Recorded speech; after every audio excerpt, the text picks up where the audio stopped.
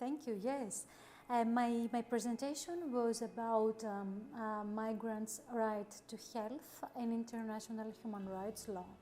And indeed, it's a very important, I think, and very, important aspect of the forum's theme, inequalities, since, migrants are exposed and also subject to many forms of discrimination due to their migratory status, but also due to other characteristics, sometimes, for instance, their descent, the thing that they can be also members of an ethnic minority, their gender, sexual orientation, age, so various grounds that can be, have more effect of discrimination on them.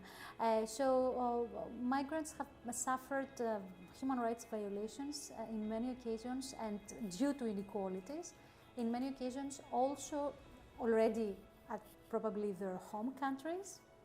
So that's why probably they also had to leave, but also during the whole migratory cycle, during the route, they took.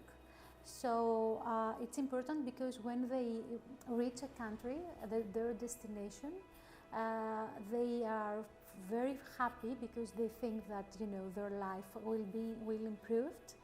However, sometimes in practice things are very different. First of all, because they experience interpersonal bias and prejudice. And it may mean that even having lower standards of health services due to this interpersonal bias, they experience institutional racial discrimination because the law, health laws and policies, they do not include migrants. They do not know their needs. They do not include them as in how better to provide health care to them. But also structural discrimination, because the law itself sometimes makes flaws in how to protect migrants. It's not gender sensitive, and they can they lack of for instance information in their languages, amounting sometimes in very severe forms of discrimination and negative outcomes in their health.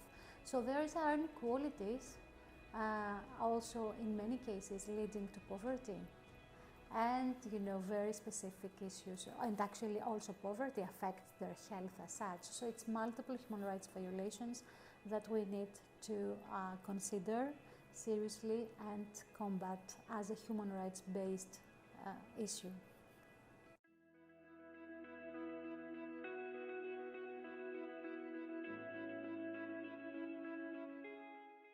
I'm very happy to be part of this program and of this forum, and very honored. First of all, I think it's important to meet people, with similar concerns, to be part of this network of human rights cities, and to exchange knowledge, to actually, discuss and exchange ideas on common issues of concern, so that finally cities can better protect people and even advance equality in practice. So it's important to be part because it gives you ideas, but also it makes you feel that you are a part of a broader network around the world, and this gives you hope for the future.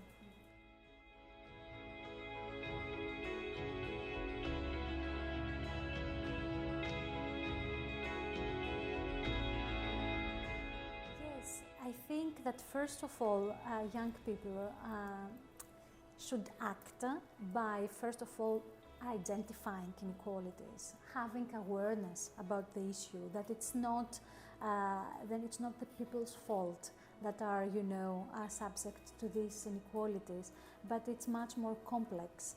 And as I said before, it's structural, and it leads to many human rights violations. So awareness and raising awareness on these inequalities in young people's environment, it's important. It's a first act. So I think young people can also be change agents in their environments by preventing inequalities in your own environment. You can identify who may be suffer from inequalities, try to not be just a bystander, but actively try to integrate these people within your group, try to prevent any bias against them, and also actively try to change things at your level. So, for